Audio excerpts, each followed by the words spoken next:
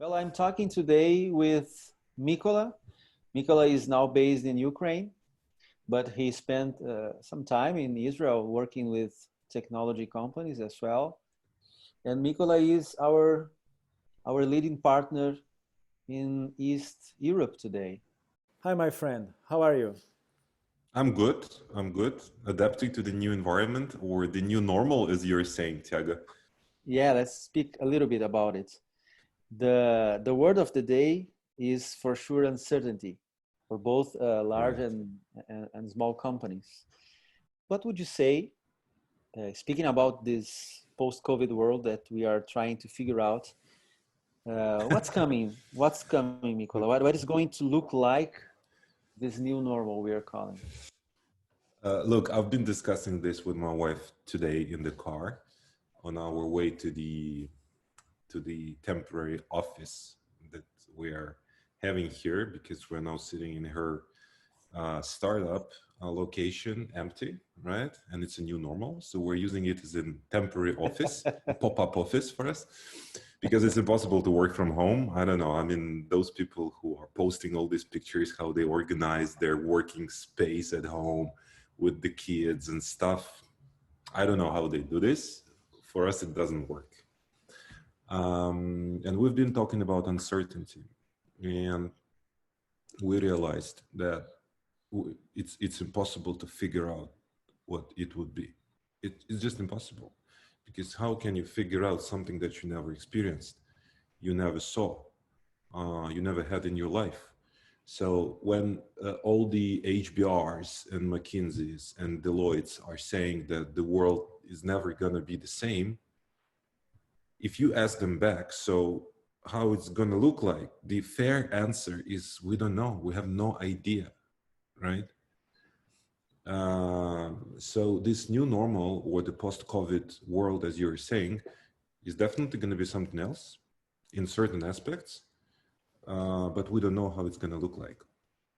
Now, if we break it down to different areas, let's say consumer behavior, technologies, trends, business models, so on and so forth, probably we can do a lot of assumptions and we might have a lot of hypotheses of what are the changes coming forward.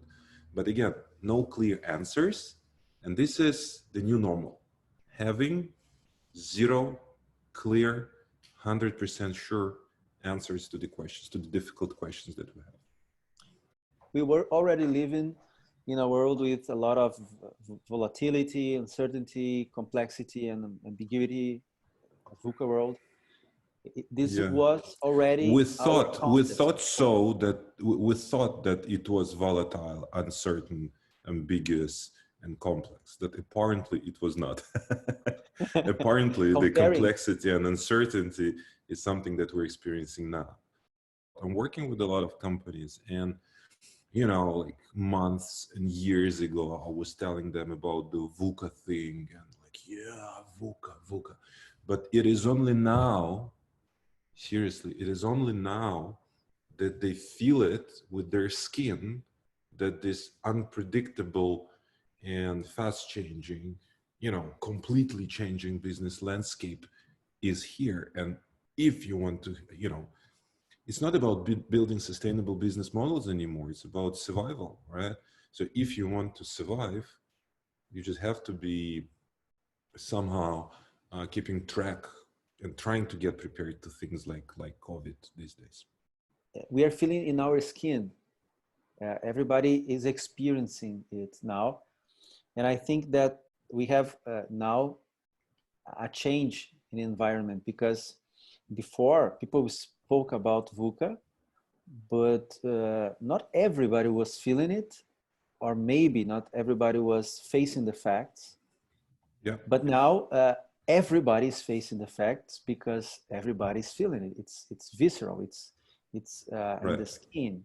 And as you said, the moment is for trying to survive.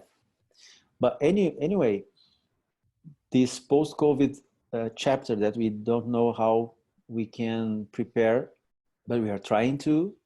Let's do what you suggest. Let's speak about different areas And since you have an interesting experience in technology, tell me, what do you think are going to happen with technology companies and with the so-called early adopters that maybe now everybody's going to be an early adopter, depending on the technology we're speaking about? Yeah, it's a nice question, Tiago. I did spend 3 years in Israel. It's one of the most advanced in innovation ecosystems of the world. More than 10,000 startups, more than 450 Fortune 500 companies having their R&D centers or innovation centers in Israel. So it's really like the place for innovations, at least in this area of the world. And what I've figured out and what I realized about technology is that technology is an enabler. Technology per se is a carrier of the value, right? So if you want to talk about technologies, I would redirect our discussion to the consumer or the customer or the value creation that will be seeing evolving these days after the COVID. And then my general answer would be, obviously the consumer behavior is going to change, right? Our values are going to evolve, the way we live, the way we work, the way we communicate, the way we shop, the way we, I don't know, exercise, like doing fitness is going to change. And it is therefore the technology that is going to either enable it, if technology is there already, or the new technologies are going to come to follow and anticipate the consumer behavior, the new consumer behavior coming in. So it's less for me about technology, be it, I don't know, cloud or remote, communication, or a virtual collaboration, or further development of e-commerce with an element of social networking, so on and so forth. It's more about the way the consumer is going to change and the way we as human beings are going to think differently and act differently. Okay. And what about venture capital? We had maybe 15, 20 years of a boom worldwide, a global liquidity, financial global liquidity, and venture capital did maybe 2 decades of an amazing job fostering new startups and new ventures. What do you think is going to happen the next 6 months, 12 months? I think, most of people are in a freeze mode these days, hibernating, so to say. What I noticed from even before COVID is that, at least in those innovation ecosystems I've been following, less and less funding were coming to early stage startups. So really investors were looking for less risky companies to invest into. And to be honest with you, with all these things happening now, I don't think early stage startups are going to survive and get the access to capital, unfortunately, unless they can somehow display a radically different, breakthrough, completely, innovative way of solving current issues. And obviously biotech comes in, right? But not only biotech, because, med tech and biotech are low-hanging fruits and obvious things investors would chase after. But again, as I said, our life is going to be really, really different, and it is therefore the new opportunities for new startups. I just wonder how confident investors would be to, giving money to early stage companies these days. And I don't think that the confidence is there. Okay. Well, you in Ukraine, you are a post-Soviet state. You struggled with the 90s. You had your recession, your economic recession in the 90s. We as well in Brazil. Coming. We had Coming ours soon, yeah. So in a sense, we in some countries we had uh, experiences in dealing with tough times, but now we are living in a global possible a global depression, maybe like the the post Spanish flu, maybe. So I would like to ask you about international trade and globalization, and even if we can touch some issues about the geopolitics. How do you think the balance of power is going to become in the near future? Let's speak a little bit about China, USA, Oh man, Russia. that's a tough one. That's a tough one. I don't know. Seriously, I mean, I'm not gonna speculate on this because um, first, I don't follow these things that much. For me, obviously, the how do you call it, the negative oil price was something like, oh my god, how is it possible, right? Impressive, isn't it? uh it's like Who the could first, imagine it 10 years ago or even a no, year it's ago? just like weird.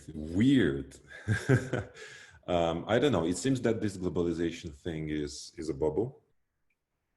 Not a bubble, it's just back to, you know, Maslow's hierarchy of needs, and globalization used to sit on top somewhere, you know, because especially Western Europe and US were more or less okay, you know, wealthy countries, first world.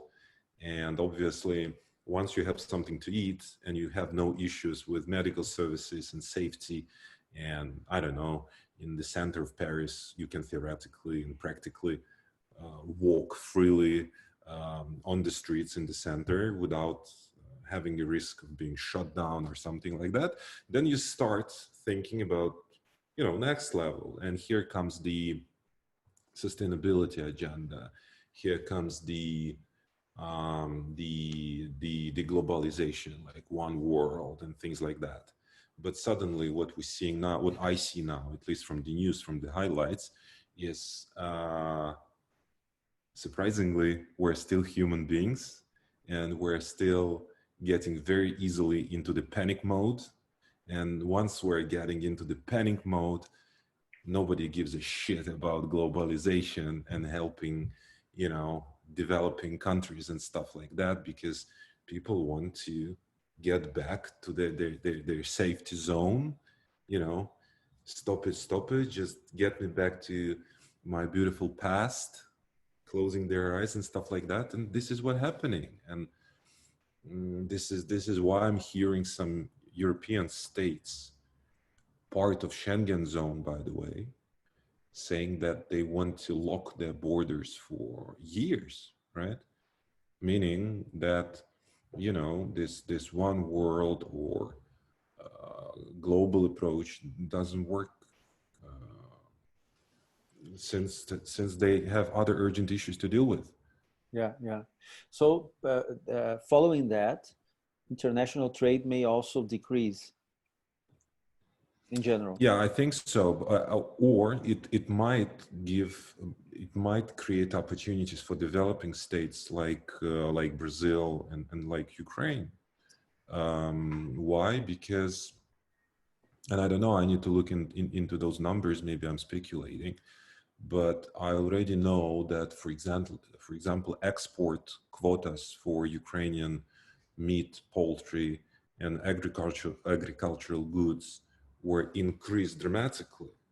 You know, export from Ukraine to EU, because uh, I guess the measures that the EU is taking to stimulate their economies and giving money, you know, back to the economies, are going to create some I don't know, vacuum maybe even, and that vacuum somehow, market vacuum, can be filled by countries like ours, you know, exporting, providing some sort of um, goods, selling them abroad. And from this perspective, I guess that the international trade is not going to suffer, at least for countries like ours.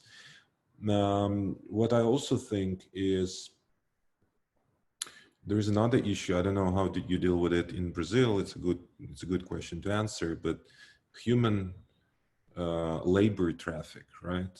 Because Ukraine, for example, is a big supplier of labor to Poland and then to the west of Europe, Portugal, Italy.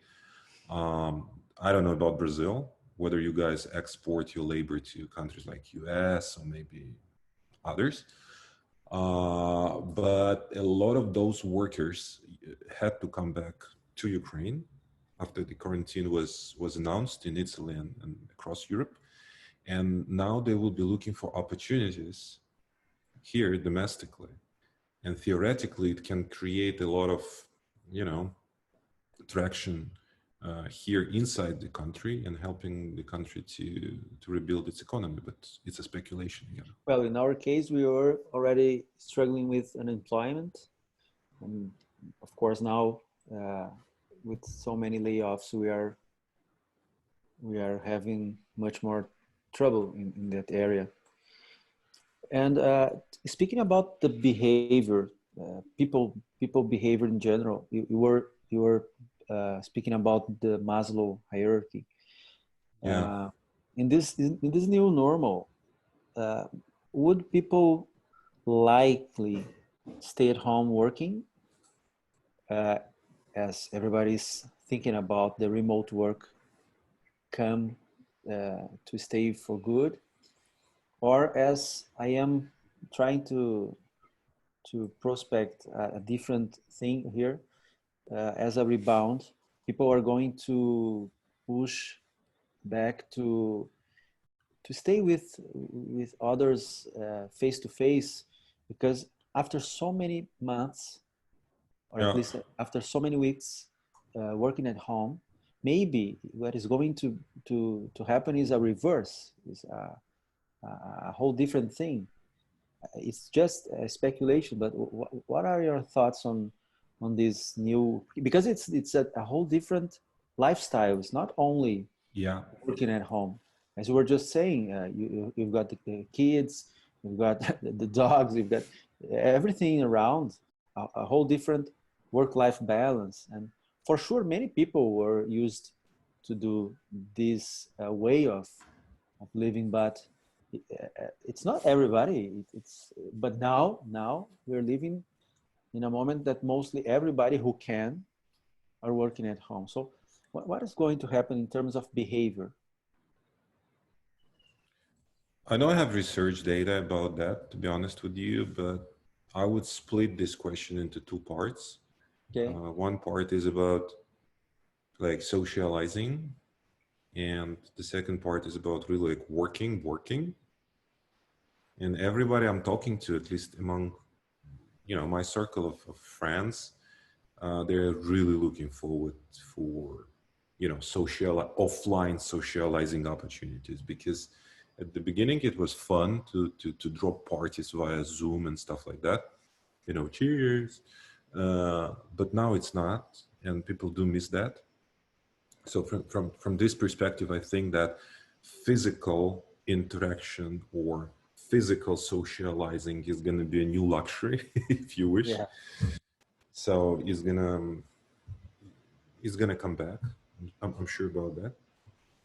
Now, when it comes to work, it's slightly different, right? Because not necessarily you're that engaged with the company you're working for. And we know the engagement numbers, like maximum 20% of people are engaged, according to Gallup, right? Which means for me that 80% of employees don't give a shit, sort of, right? Of course, they do care, but not that engaged they are. I get your point. So I would assume that 80% would like remote, not remote. I don't care. Just make sure I keep my, employment, and I have my laptop and email and stuff like that, and I can do my job. So I think that remote is gonna stay, right? But I think the consequence of remote work, the important consequence of remote work that we haven't discussed is that when I talk to business owners, they suddenly realize that once they moved people to remote, they don't need that much people in the company. They suddenly understood that the job could be done not with 1,000 people working in the company, but with 700 or even 500 or even less. They suddenly saw what... with the same productivity. Yes, Because apparently. that's a question that I am. Yes, apparently, because they had to replace some manual work with the systems, right? Okay. Digitalize a bit, like basic things. Seriously, we're not talking about complicated ERP systems or stuff like that, because they had to upgrade their operating model very quickly, right? So we're talking about just, automation, basic automation. And they saw that, oh my God, I don't need that many people. So this remote thing is like, if you wish, a bit of a eye-opener for many businesses, in a sense of whether we need so many people and whether we have systems and skills that can help us, the company, to stay flexible, agile, and effective, whatever happens, around us. And it's a very interesting question to answer for the business owners. So even more productivity, because there is the cost reduction, there is the actual productivity working at home, and there is also a third point, these little innovative processes that they the business owners can bring to their companies. Theoretically, yes. It depends from business to business, obviously, but theoretically, yes. Interesting. Well, Mykola, you are in charge of Strategy Tools East Europe. So what would you advise, recommend to business leaders in this region? I wish I had all the answers. I don't have all the answers, but my advice will not change. It was the same before COVID and now, and I hope it stays more or less the same after COVID. I think that transformation is no longer a question, right? Whether to transform or not. This is a must-have for any business to survive. And I think we already mentioned that today, that if before this crisis, companies were treating transformational activities as a cherry on the cake. And by the way, we're doing transformation. Oh, you are doing transformation. You're so advanced. We're also thinking of running transformational activities, but not now, maybe 2025, maybe 2030. Now, this is like bullshit, right? You don't speculate about those things and you don't debate about those things. You just need to do it now, right? Better yesterday, but if you're starting now, okay, at least you're starting. And I can see from the market and from the neighboring countries as well that those companies who were lagging behind, then they now screaming and shouting, we need to start doing things as soon as possible. So for me, this is one. It's no longer a choice, right? It's a must-have type of attitude. So transformation is the new normal. Yes. I mean, for me, transformation is a bit of a buzzword and nobody really, different people, including strategy tools, we have our own definition of the transformation. And I honestly think that strategy tools has one of the best in terms of practical understanding what it is. For me, it's really adapting this mindset of constant, unstoppable, never-ending evolution of the business. It's like any species on the planet. It never stops evolving. Even we, Tiago, you and me, were evolving somehow, with our brains and maybe in the physical bodies. So understanding this paradigm of I'm the CEO and my job is not to run a strategic project, a strategic business development, or a strategic launch, or M&A, or whatever. My job is to, you know, lead the business through never-ending process of evolution is something that leaders need to figure out.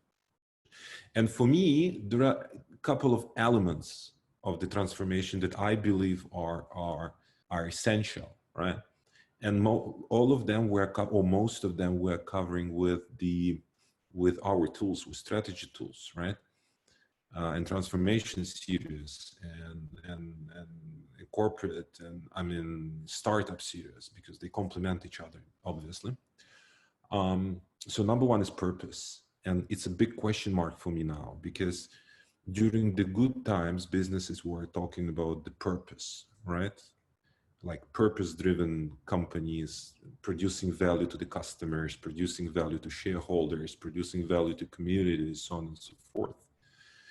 I'm very curious to see research, if there is any, on how purpose-driven companies and purpose-driven businesses are coping with the crisis better or worse than those who are saying, you know what, I'm here to make the fucking money and I don't care what.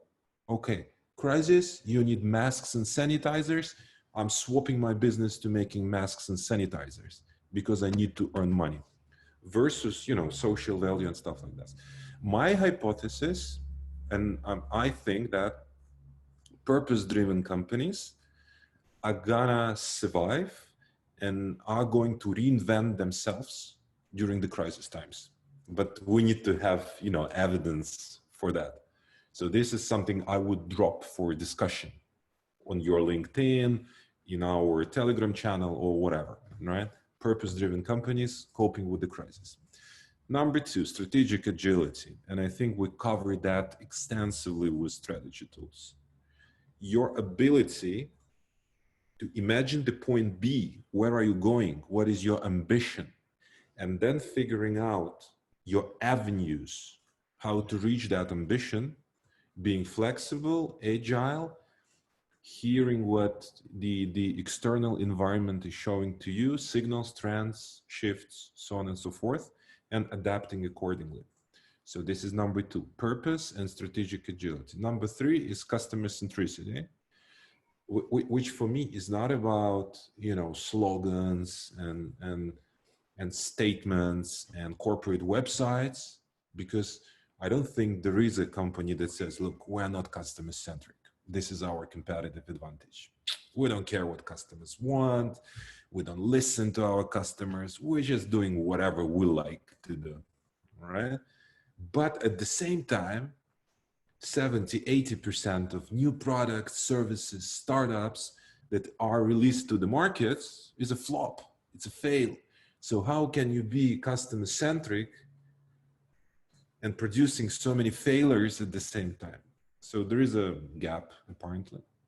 So for me, I always use human-centered approaches like design thinking to close this gap between we want to be customer-centric and we're listening to our management team only when it comes to making decisions, right? And number three is innovations. And so it's purpose, strategic agility, customer centricity, and innovations. And when I actually split innovations into two parts. One is what I did for last 3 years, like working with startups and tech companies out there, outsourcing their expertise, their products, their services, their capabilities. But more and more, I'm focusing on an internal part of innovations, which is corporate entrepreneurship. So how you can engage, give opportunities for your employees, especially when you are a large company of, I don't know, 10,000 employees, 20,000 employees. Imagine how much creative power, innovation power you have here, right next to you, and you can get it for free, in a sense that, you know, your employees are bringing you ideas and solutions, and you just partner with them. So it is no longer an employer and employee relationship, It's more like partners. We're partnering in delivering extra value for our customers, our shareholders, and our communities.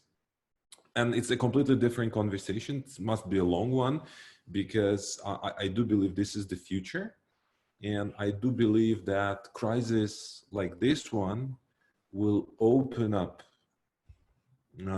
a lot of talents and open up a lot of opportunities to innovate both outside the companies and within the companies. And for that, I really count on corporate entrepreneurship programs as a really, really value generation machine for the businesses. Well, my friend, we are going to have another conversation. So these and other issues we are going to cover somehow. So we don't talk about oil and China. We talk about, practical things. I'm very happy to record this interview with you. Thank you a Likewise. lot. And obviously, stay safe, stay healthy, and let's move forward. All the best, Tiago. It was great seeing you. Bye-bye. We'll keep in touch. Bye-bye. All the best.